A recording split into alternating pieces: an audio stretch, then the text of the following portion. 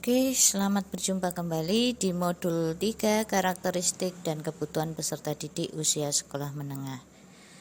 Kegiatan belajar ada 3, 1. Pertumbuhan fisik, perkembangan intelektual dan emosional. Kegiatan belajar 2, perkembangan sosial, moral dan sikap. Kegiatan pembelajaran 3, perbedaan individu anak usia sekolah menengah. Pada usia SLTP atau SLTA, anak berada pada masa remaja atau pubertas atau adolesen, merupakan masa transisi peralihan dari masa kanak-kanak menjadi dewasa. Aspek kepribadian telah diawali pada masa sebelumnya, tapi puncaknya boleh dikatakan pada masa ini. Oleh karena itu, pendidik perlu menghayati tahapan perkembangan yang terjadi sehingga dapat mengerti segala perilaku yang ditampakkan oleh siswa. Perkembangan berbagai aspek dari para siswa yang berusia antara 12-13 tahun hingga 18-19 tahun. Pertumbuhan fisik atau jasmani. Pada usia 11-12 tinggi anak perempuan dan laki-laki tidak jauh berbeda, namun pada usia 12-13 tahun pertambahan tinggi anak wanita lebih cepat dibandingkan anak lain laki-laki. Namun di usia 14-15 tahun anak laki-laki mengejarnya. Pada usia 18-19 tahun tinggi anak laki-laki jauh dari wanita, sekitar 7-10 cm. Pertambahan tinggi badan manusia bisa diperkirakan, namun hal itu berpengaruh pada faktor-faktor luar seperti karena kondisi sosial ekonomi, pengaruh komposisi dan gizi makanan. Perubahan yang sangat cepat pada tinggi ini tidak berjalan sejajar dengan kekuatan dan keterampilannya. Kekuatan dan keterampilan agak tertinggal dibandingkan tinggi badan.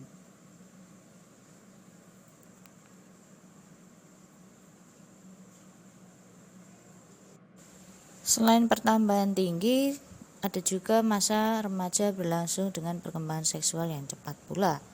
Perkembangan ini dimunculkan dengan adanya ciri-ciri kelamin primer dan sekunder baik wanita maupun laki-laki. Perkembangan fisik pada remaja juga terjadi perkembangan hormon seksual yang dihasilkan oleh kelenjar endokrin. Hormon yang terpenting berkaitan dengan perkembangan kehidupan seksual adalah testosteron dan estrogen. Testosteron pada pria sehingga disebut hormon kepriaan dan estrogen terkonsentrasi tinggi pada wanita disebut hormon kewanitaan.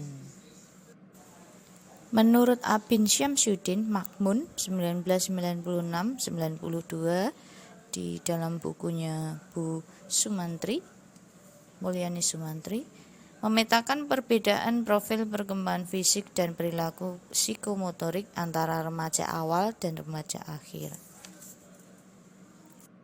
Berikut perbedaannya. Siswa SLTP remaja awal, laju perkembangan secara umum berlangsung secara pesat.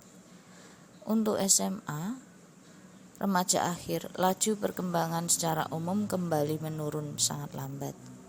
Yang kedua, SMP, remaja awal, proporsi ukuran tinggi dan berat badan sering kurang seimbang, termasuk otot dan tulang belulang.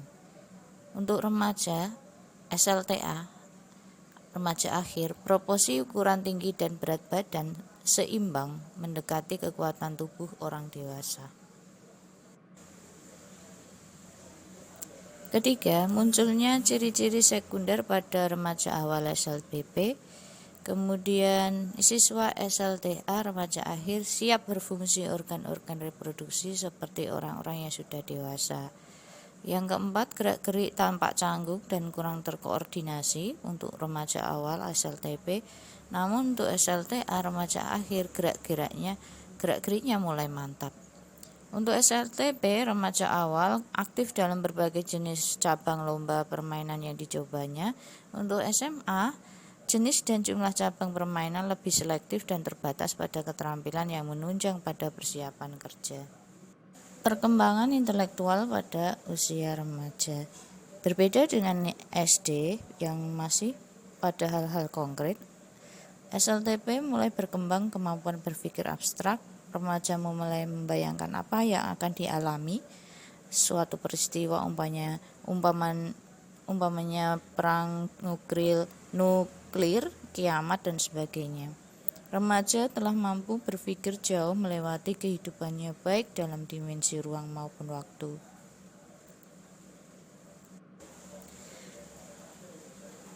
Berpikir abstrak adalah berpikir tentang ide. Oleh Jean Piaget, seorang ahli psikologi dari Swiss, disebut berpikir formal operasional. Berpikir formal operasional ini anak remaja mulai bisa berpikir tentang kemungkinan-kemungkinan, berpikir tentang ilmiah, dan bisa merumuskan masalah, membatasi masalah, menyusun hipotesis, mengumpulkan dan mengolah data, sampai menarik kesimpulan. Remaja mampu memadukan ide-ide secara logis. Ide yang abstrak, yang kompleks telah dimadukan dalam suatu kesimpulan yang logis. Oleh karena itu, guru perlu mendorong mulai kemampuan berpikir para siswa pada usia ini tentang kemungkinan ke depan, mengarahkan para siswa pada pemikiran tentang pekerjaan yang tentunya pemikiran tersebut disesuaikan dengan pertambahan usia.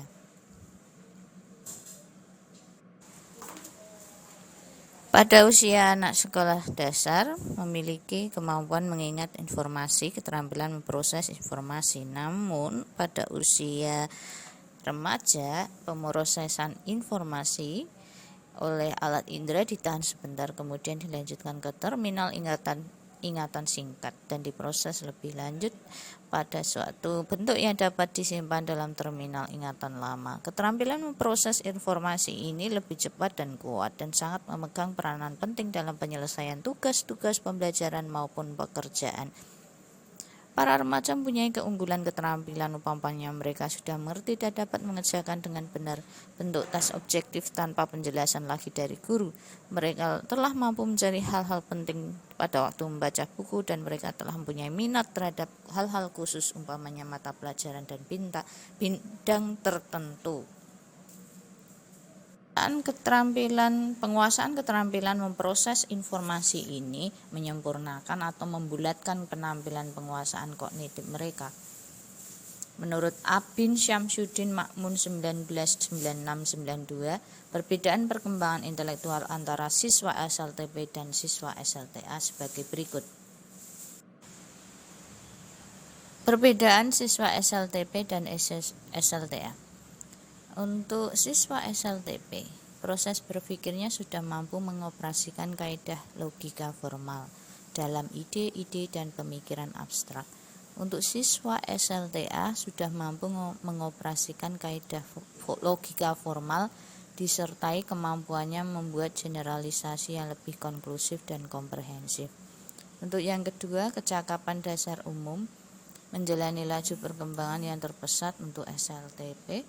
Untuk SLTA tercapai titik puncak kedewasaan intelektual umum yang mungkin ada pertambahan yang sangat terbatas bagi yang terus bersekolah. Yang ketiga, kecakapan dasar khusus atau bakat atau aptitude mulai menunjukkan kecenderungan yang lebih jelas. Untuk yang SLTA, kecenderungan bakat tertentu mulai mencapai titik puncak perkembangan emosional pada anak remaja. Ada yang merasakan dekat dengan orang tua, namun ada yang merasakan ingin melepaskan diri dari orang tua.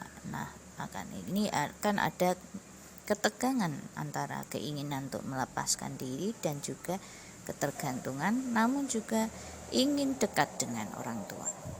Konflik remaja terjadi lebih sering dengan ibunya daripada ayahnya, sebab ibu lebih dekat hubungannya dengan anak dan merasa sulit untuk melepaskan anaknya. Menurut penelitian, sekitar 15-25% dari seluruh keluarga, terutama terjadi pada keluarga yang telah bermasalah sebelum anak-anak mencapai masa remaja. Ketidaksepahaman remaja dan orang tua seringkali terjadi pada awal masa remaja, berkurang pada pertambahan usia dan dapat hilang pada usia 18 tahun. Konflik ini bukan hanya karena masa pubertasnya, bukan bersandar pada usia kronologis, namun pada umumnya ketidaksepahaman anak dan orang tua berakhir bila terjadi kepuasan hubungan dan orang tua terus-menerus berusaha memahami anaknya, mempelajari nilai-nilai dasar remaja. Orang tua remaja harus lebih fleksibel berpikir dan peraturannya tidak seketat waktu anaknya lebih muda umurnya.